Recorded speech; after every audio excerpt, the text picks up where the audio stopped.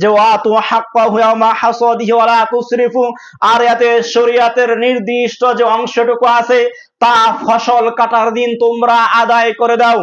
শরীয়তের নির্ধারিত যে অংশটুকু আছে সেই অংশটুকু তোমরা ফসল কাটার দিন আদায় করে দাও।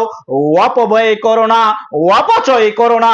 ইন্নাহু লা ইউহিব্বুল মুসরিফিন, নিশ্চয়ই আল্লাহ সুবহানাহু ওয়া তাআলা অপব্যয়কারীকে ভালোবাসেন না, অপব্যয়কারীকে পছন্দ করেন না। এই আয়াতে মূলত আল্লাহ সুবহানাহু ওয়া তাআলা জমিন হতে যে উৎপাদিত ফল এবং ফসলগুলো উৎপাদন করা হয় সেই সমস্ত ফসলগুলো যদি যাকাতের সমপর্যায় হয়, যাকাত দেওয়ার মতো সমপর্যায় ফসল উৎপাদন করা হয়, তাহলে আপনাকে ফসল কাটার দিন আদায় করার জন্য বলা হচ্ছে। আপনাকে ফসল গড়ে তোলার পূর্বে আল্লাহ সুবহানাহু ওয়া তাআলার রাস্তায় যেইটুকু যাকাত হয় ওইটুকু আপনাকে আগে দিতে হবে, এরপরে আপনার ফসল গড়ে তুলতে হবে।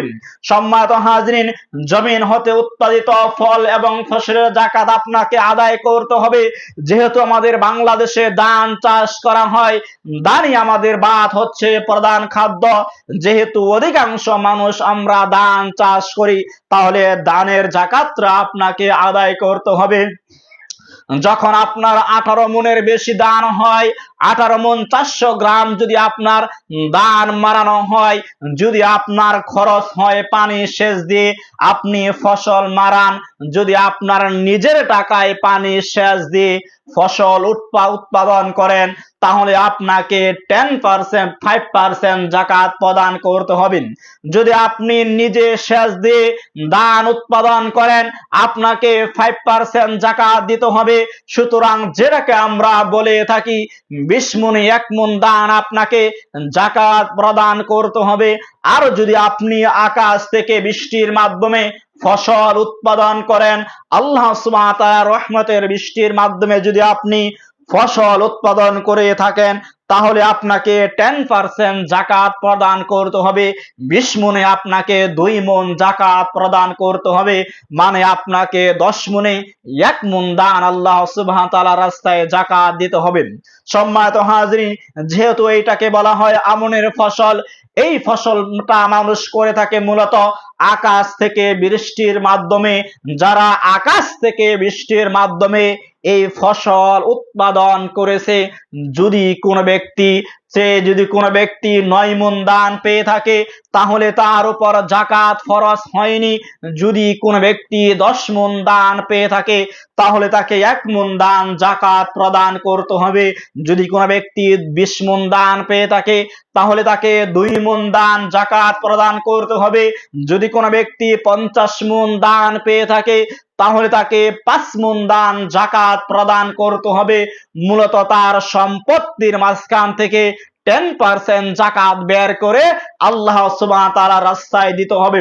সম্মানিত হাজরিন, সমাজের মাঝখানে হাজারো কৃষক রয়েছে, মানুষ রয়েছে যারা 60, 70 মণ 100 মণ পর্যন্ত ধান ঠিকই পেয়েছে, কিন্তু তাদের যাকাত যদি 5 মণ হয়, তারা 1 মণ ধান আল্লাহ সুবহানাহু ওয়া তাআলার রাস্তায় যাকাত দিয়ে থাকে, আর বাকি 4 মণ ধান তারা যাকাত দেয় না। অথচ আল্লাহ সুবহানাহু ওয়া তাআলা তার রাসূলকে সূরা তাওবায় বলছে যে আপনি তাদের ধন সম্পদ হতে যাকাত গ্রহণ করুন। যাদের সামর্থ্য পরিমাণ সম্পদ উৎপাদন করা হয়, জমিন হতে ফসল উৎপাদন করা হয়, আপনি সেই মানুষদের থেকে যাকাত গ্রহণ করুন এবং আপনি তাদেরকে যাকাত গ্রহণের মাধ্যমে আপনি পবিত্র করে দিন এবং তাদের জন্য আপনি দোয়া করুন। সম্মানিত হাজির, তাহলে আপনি যদি 50 মণ দান পেয়ে থাকেন আর 5 মণ দান যদি আপনার যাকাত হয়ে থাকে, যদি আপনি 4 মণ দান যাকাত দেন, 1 মণ দান যদি আপনি যাকাত না দেন, তাহলে আপনার সমস্ত সম্পত্তি হারাম হয়ে যেতে পারে। কেননা ওই 1 মণ হারাম দান আপনার গোটা ফসলের সাথে মিশে যাবে, আপনি বেছে বার করতে পারবেন না। সম্মানিত হাজরিন, তাহলে আপনি যদি আপনার গোটা সম্পদকে, আপনার পুরো সম্পদটাকে যদি আপনি হালাল করতে চান, আপনার পুরো দানটাকেই যদি আপনি হালাল করতে চান, যতটুকু আপনার যাকাত আসে ততটুকু আপনি যাকাত সঠিকভাবে আদায় করবেন। আপনার মনে হতে পারে 50 মণ ধানের মাঝখান থেকে যদি আমি 5 মণ যাকাত দিয়ে দেই তাহলে তো কেবলমাত্র আমার 5 মণ ধান আমার থেকে কমে গেল। আমার যদি 5 মণ ধান কমে যায়